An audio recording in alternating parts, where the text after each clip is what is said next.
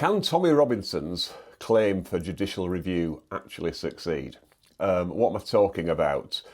As you may know, Tommy Robinson is currently serving a sentence of imprisonment of 18 months minus 3 days for contempt of court for breaching an injunction after a defamation trial, where he was found liable for defamation. And we've done lots of videos about the sort of background to that, so I won't repeat it. But recently there's been some activity online with people, looks like they're crowdfunding an attempt at a judicial review to get him out of solitary confinement. So how's that arisen?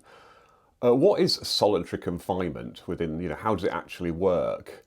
And how do you challenge that? Okay, well, the first thing is we don't actually call it solitary confinement. The prison service call it segregation. And there are two main reasons that you can be put into segregation. It's all under prison rule, it's now prison rule 45. It used to be prison rule 43, and that was always a bit of slang in prison terms. It was always like, oh yeah, he's on rule 43, meaning he's sort of segregated for sort of reasons. And that can be to do with like the nature of the offence, that sort of thing.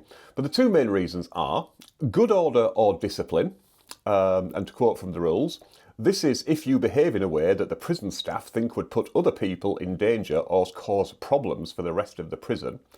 Or, and this seems to be the one that they're holding Tommy Robinson under, for your own interests / own protection. If you or prison staff think you're in danger, for example, you may want to be kept apart from other prisoners if you think they will hurt you because of the type of offence you have committed. So, that could be anything from, like, say, some offences are just very unpopular in prison. And indeed, some people are just very unpopular in prison. It's also, say, for instance, when police officers are convicted, they tend to be held in segregation under this rule, or informers, people like that. But, it is quite a regimented thing. There are sort of strict rules that apply. You can also actually be put in segregation if there's an internal adjudication. You're accused of something within the prison and there's an investigation, they might put you in segregation to stop everybody colluding. When you enter prison, the governor of their own volition, or the prison manager, if it's a private prison, they can put you in segregation for up to 72 hours. That's just done at an operational level. And that can be just something while they're assessing whether it's safe for you to go into sort of general population or anything like that. If they want to hold you for more than 72, if they want to keep you in for more than 72 hours, then it has to go before something called a segregation review board. And they will look at all the circumstances and they can authorise segregation for up to 14 days. And they can keep renewing that. However, after 42 days, any further segregation, it must be approved by the Secretary of State for Justice. Now, in practice, it's not actually the relevant minister who decides each individual case. They are allowed to delegate. And in practice, the person who actually authorises the decision is either a senior manager in the prison group director's office, or if it's a private prison, the head of the privately managed prisons office. And they must reauthorise every 42 days. But there is actually no limit to how long you can actually be kept in segregation, so long as they do review every 72 days. So what if you're unhappy about that? Well, the Segregation Review Board, you have to be allowed to make submissions. Interestingly, this works both ways, actually, because you can actually challenge not being put in segregation. Say you say, actually, I am really in danger here, guys. Please, can you put me in segregation? A lot of people do it also just to waffle a bit. I mean, it's a long time since I did sort of any sort of, serious crime. I mean, in a legal lawyer sense. Actually, no, I do mean in every sense, just to clarify that for the Bar Standards Board. But, people might, when they're coming to the end of their sentences, there's this rather weird culture that sometimes, when people have done long sentences, I mean, I know somebody who's a friend of a friend who's in for a very serious offence. And you'll get people just try to spoil your release. It's like, oh, he's getting out in 6 months. Let's mess it up for him. And people say, look, Governor, just bang me up. Just put me in segregation for the last 6 months of my sentence. I don't want any trouble. I want to keep my head down. I just want to get out. If they refuse to put you in segregation, again, you can actually challenge that. You can also challenge where you've been on segregation and they're saying you no longer need to be. Because actually, weirdly, if you refuse to come out of segregation, what can they do about it? It is actually disciplinary. So it's like, I'm refusing to come out of segregation. Well, if you don't come out of segregation, we'll bang you in solitary. But the board will meet. They have to meet within 72 hours of the decision. And then, like I say, every 14 days. And they will consider the initial reason for segregation, the behaviour and attitude of the prisoner since the last review, any concern that may come to light about how a prisoner is coping with segregation, mental health issues, self-harm concerns, that sort of thing. What a prisoner might have to demonstrate in order to be considered to a return to normal location. Again, that's more for the sort of good order or discipline thing. Look, I've kept my nose clean. I'm promised now I'm no longer going to try to escape. Privileges or incentives to be awarded or removed. And, they can even consider transfer to another establishment. If somebody's having problems with some particular people in a prison, so they have to be segregated in that one, it might be, well, if we send them somewhere else, that just calms the situation down anyway, so we can do that. You have to be allowed to make representations. You should be allowed to actually attend the board and sit in. They can exclude you from parts where, for instance, they're discussing operational security matters. We are keeping this person in for their good order. We think they're planning an escape, because this is the intelligence we've got on that. They don't want to sort of reveal how they know things or what they know, or if somebody's been, gang activity in prison, they might not want to say, how they know what's going on. They can theoretically exclude you from the whole hearing. That is quite rare. But like I say, you have to be allowed to at least make representations. There's also an independent monitoring board that looks at just how prisons are run generally. And as the name suggests, they're an independent body, and they will come in and say, is the prison conducting the segregation review board procedure properly? And you can complain directly to them and say, would you mind having a look at this? Because I'm not very happy with the decision. And there's also the Prison and Probation Service Ombudsman. So, a prisoner can complain to them as well. And they don't have any they can't order a prison to do something, but they can sort of suggest and say, we think you have got this wrong, go away and take another look. But what if you're not happy about that? You've exhausted all those remedies and you're still not happy. Well then, you can go for judicial review. And judicial review is a way of challenging the decisions of the state or state bodies. And that includes decisions made within prisons. Even private prisons, because they're operating on behalf of the state. Now, I have some personal experience here. And one of the problems with judicial review of prison decisions is the correct defendant is the actual prison. Or, if it's a private prison, the company that operates the prison. And I've had a situation where we were challenging, it was actually a categorisation decision. It was somebody who's being kept in a higher category, and we were saying, no, they've ticked all the boxes, they've done everything you said, there's no reason they should be now moved to a lower category. But every time we sent the letter before claim off to the prison, because they were the appropriate defendant, they moved my client. So we had to start again. Because it's like, well, it's no longer, because you can only judicial review if you can get something out of it. You can't do a hypothetical judicial review and say, well, they got it, we'd just like you to say they got it wrong. You have to be trying to achieve a practical outcome. And, if the prison now no longer holds you, well, that's irrelevant. So you have to start again. And that got really annoying. So in the end, we just went, right, we just actually went for the Secretary of State and said, this is what the history of this is. We know you're technically not the correct defendant, but we can't see any other way around this. Because every time we do this, they'll just move. And it's a bit of a nullity. And that got sorted out without the full, having to go through the full procedure.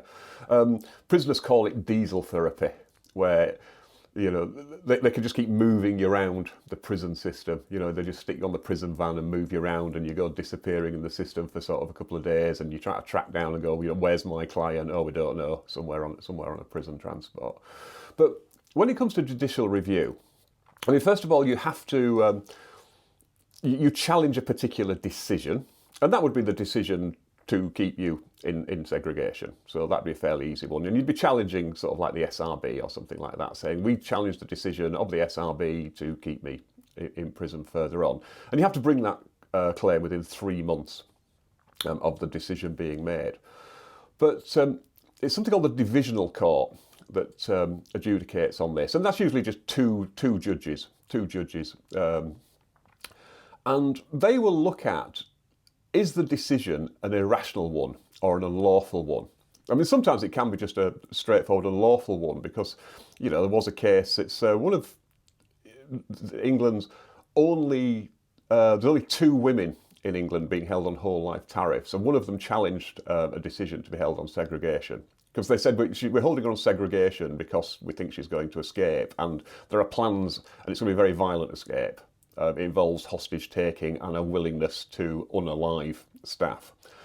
And she sought, among other things, a declaration saying that she had been held unlawfully. Now, as it happened, the court said, actually, yeah, they didn't tick all the right boxes. They didn't go through the proper procedure. So we will make a declaration saying that between this period, it's quite a long one, it's like nearly 2 years, you were actually being segregated unlawfully because they hadn't gone through the correct procedure. But they said there's no other remedy because even if they'd done the right procedure, you would have still been held on segregation. But normally you'd want something like, you'd say, I want to no longer be segregated. Now, most of the challenges are for the good order or discipline thing.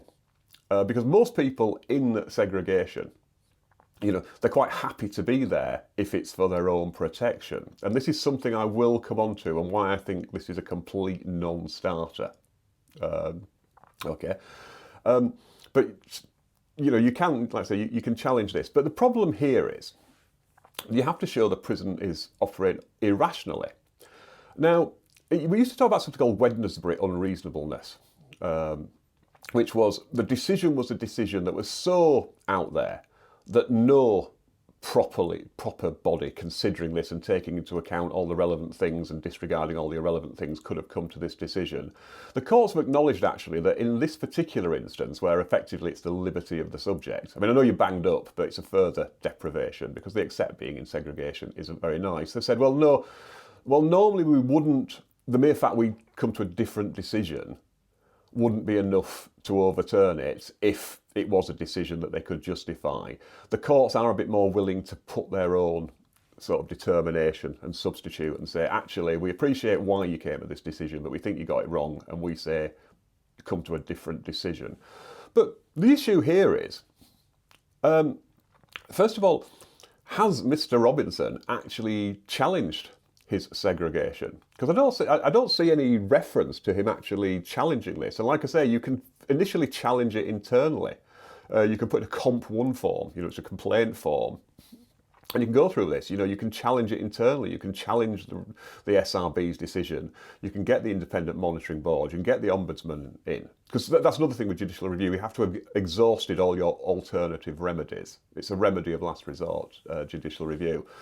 But in this particular case, I can't see anything where Mr. Robinson has said, I don't want to be in solitary confinement. I mean, I'm not, you know, not suggesting he's saying he's enjoying it, but he hasn't, as far as I'm aware, tried to be, you know, taken out of segregation. Because the issue here is, it was accepted when he was sentenced. His own lawyers put forward and said, like, look, this is going to be really bad for him. And, you know, the court accepted and said, because of the nature of who you are, and you're not a very popular person, the prison governor has a duty of care to keep you safe and well. And the only way they're probably going to be able to do that is to put you in segregation. And we accept that is going to be particularly onerous. And we've also heard about how previous convictions have affected your mental health. You know, you didn't do very well in prison, you know. And they said, we accept that you are not somebody who copes very well in prison. And they actually took that into account in the sentencing. They said that's a mitigating factor which allows us to knock a little bit off the sentence. So the fact that it was effectively his own lawyers acknowledging that he would need to be kept in segregation and it's probably for his own benefit, that would probably make it very hard to challenge. Now you might say, surely it's up to you. Can't you just say, I'll just take the risk? Well, no, because in this country you can't waive liability for the risk of like serious personal injury or unaliving. You can't just say, look, it's on my own head, I'll indemnify you, whatever happens to me, it's on me. You can't do that. That's just general English law. You can consent to sort of the risk of certain things, but you can't consent to, you can't sort of contract out of responsibility for serious personal injury. So the prison service wouldn't be able to say, well, okay, he said he's willing to risk it, so there's no liability on us. Interesting, that's slightly different in the American system. And there's a very interesting thing, and this is, on topic. Somebody's talking about police officers in the American system and how they obviously get put in their equivalent of segregation. But so many of them, and indeed sort of, mob, informers, people who've, gone into supposedly witness protection, they will volunteer to come out of segregation and go into general population. And they tend not to do very well after that. But somebody's saying, like a mobster is saying, what you've got to understand, when you're unsegregated, it's so bad that after a few years, you either forget how unpopular you are if you're a police officer or an informer, or you're just going so stir crazy without, the contact with other people. You just go, you know what, I'll risk it. I'd just rather risk it than, carry on just being banged up on my own for 23 and a half hours a day. And people will volunteer to go back into general population. And like I say, they tend not to do very well. And that's why a lot of notorious people, end up getting unalived in prison. And you might sort of say, well, how did that happen? Surely people realised this was about to happen. But it's like, well, no, they sort of consented to just take the risk. But you can't do that here. So realistically, if he was to bring a judicial review, would he have any chance? Well, I'll tell you now, no. Because, like I say, first of all, it doesn't even seem that he has actually challenged being held on segregation. But even if he were to do so, I think it'd be very hard to argue and say, they are irrational for keeping me up for my own protection when, he himself has put forward please keep my sentence down because people are going to be gunning for me inside and I'm going to need to be put on segregation. So there you go. Like I say, so, I'm not, it'd be an interesting crowdfunder, but I just don't see what would happen. I think you'd issue, the claim for judicial review, and it'd probably be struck out instantly because they'd say, well, there's just no standing to do judicial review here because you haven't challenged the decision yourself anyway. So, what decision are you challenging? You can't challenge a sort of refusal to do something when you've not asked somebody to do something. So there you go. I mean, I'll keep an eye on this, but I'll tell you now, my Mystic Al prediction is this is a complete non-starter. So there you go. As always, hope you found that vaguely useful, vaguely interesting, vaguely accurate. I was going to do this on the location, but I've left my truck parked up so long now, the battery's gone flat, and that means I can't even get the doors open and the little emergency key thing. I'll need to stick some WD-40 in there because that's not opening either. So I'm just going to sign off now and just give Green Flag a call.